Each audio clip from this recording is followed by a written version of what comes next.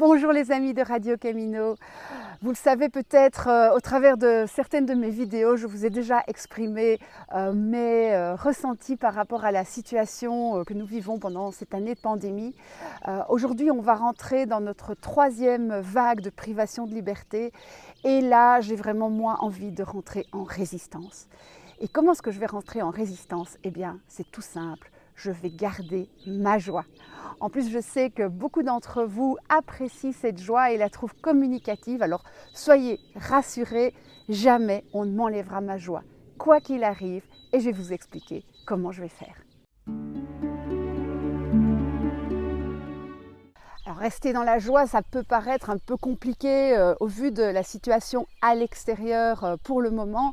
Et surtout, ne croyez pas que je dis ça sans être impactée par la crise actuelle, puisque j'ai un mari qui n'a plus de travail depuis 1 an, moi-même qui suis dans la formation, je subis quand même assez difficilement tous ces confinements. Mes 3 enfants qui sont en âge d'être des étudiants insouciants vivent masqués avec leur ordinateur pour toute école. Donc c'est vrai, c'est pas facile de rester dans la joie puisqu'on est directement touché par les événements extérieurs, mais c'est ça que j'ai envie de faire, j'ai envie de résister en étant bien à l'intérieur, quels que soient les événements extérieurs. Et j'ai pas envie de céder à la rancœur, aux critiques, au complotisme, à des rejets de la responsabilité sur les uns et les autres, parce que de toute façon, la situation telle qu'elle est, je peux rien y faire. Là où je peux agir, c'est sur moi, à l'intérieur. Alors c'est vrai que parfois les nouvelles arrivent et mon première réaction c'est de retomber dans la colère, dans le ressentiment. Et puis je pense à Antoine Léris, ce journaliste français qui au lendemain des attentats du Bataclan a écrit aux terroristes « Vous n'aurez pas ma haine ».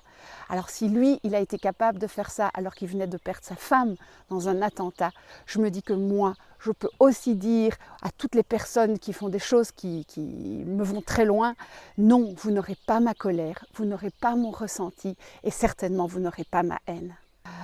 Vous allez peut-être me dire, oui d'accord, mais ta joie, tu sais, c'est pas très loyal vis-à-vis de toutes les personnes qui souffrent vraiment de la crise, parce que toi, ok, mais tu t'en sors quand même bien, tu peux encore voyager. Pense à ceux qui peuvent plus travailler, pense à ceux qui ont perdu définitivement leur travail, pense à ceux qui vraiment sont dans des difficultés jusqu'au cou. Est-ce que c'est loyal de rester dans la joie alors qu'il y a des gens qui souffrent ? Eh bien là, de nouveau, c'est une réflexion qui m'est venue, bien sûr, et j'ai médité en pensant à Etty Hillesum. Etty Hillesum, c'est cette jeune juive hollandaise qui était dans un camp de concentration et qui, jusqu'au dernier jour, a béni ses geôliers, est restée dans l'amour vis-à-vis des gens qui la persécutaient. Est-ce qu'elle était déloyale envers ses compagnons de détention en restant, elle, dans l'amour ? Alors qu'elle aurait pu les haïr comme les autres? Eh bien non, certainement pas.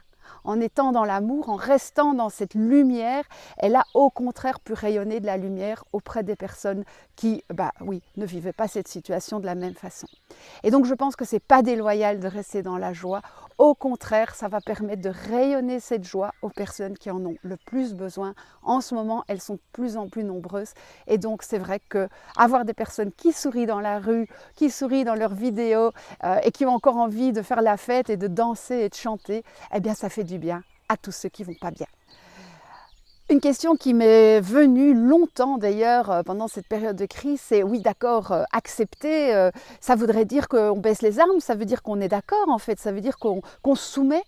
Comment est-ce qu'on peut accepter à l'intérieur et refuser à l'extérieur? Et ça a été très difficile pour moi de faire la différence entre les deux.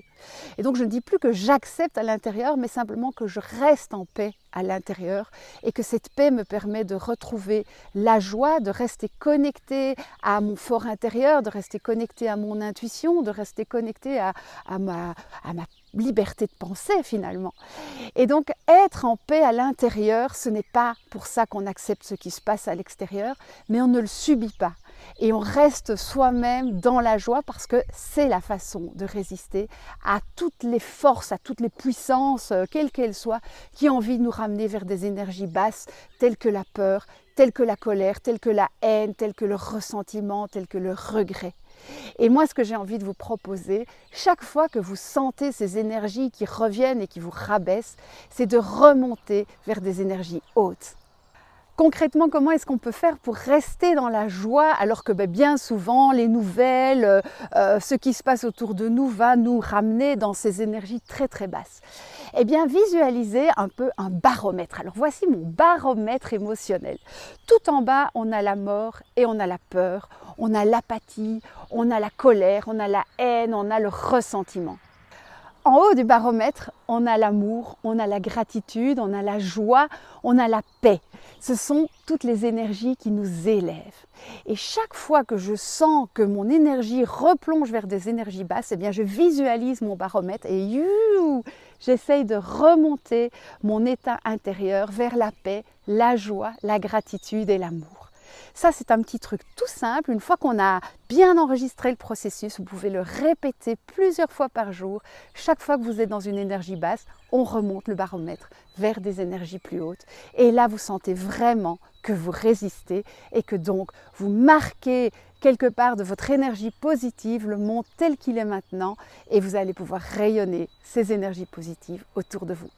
En tout cas, c'est tout ce que je vous souhaite. Je vous souhaite d'éprouver toujours de la joie, de vous mettre en chemin et de vous libérer de tout ce qui vous maintient dans ces énergies basses. Prenez la route, prenez vos libertés intérieures, c'est tout ce que je vous souhaite. Et je vous dis à bientôt pour d'autres vidéos. Ciao!